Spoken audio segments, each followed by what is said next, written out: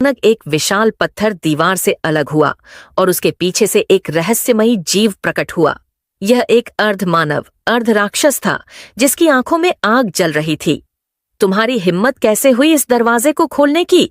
राजा ने तलवार निकाल ली और कहा, मैं सत्य की खोज में हूं, मुझे बताओ यह जगह क्या है?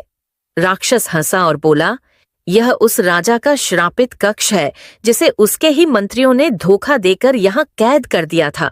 केवल एक सच्चा उत्तराधिकारी ही इसे खोल सकता है। लेकिन क्या तुम शाप को हटा सकते हो?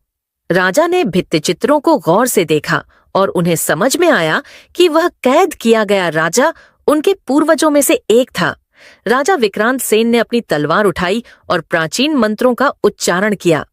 अचानक एक तेज रोशनी फैली और राक्षस धुएं में बदल गया और तभी एक गुप्त कक्ष प्रकट हुआ जिसमें सोने चांदी से भरा खजाना था। लेकिन उससे भी अधिक एक राज्य का प्राचीन सिंहासन था जिस पर एक मुकुट रखा था।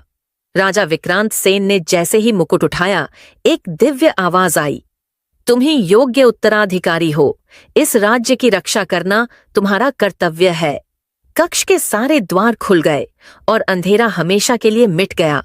उस दिन के बाद राजा विक्रांत सेन को राजा सत्यवीर कहा जाने लगा, क्योंकि उन्होंने न केवल अपने पूर्वजों के रहस्य को उजागर किया, बल्कि अपने राज्य को एक अंधकारमय श्राप से मुक्त भी किया।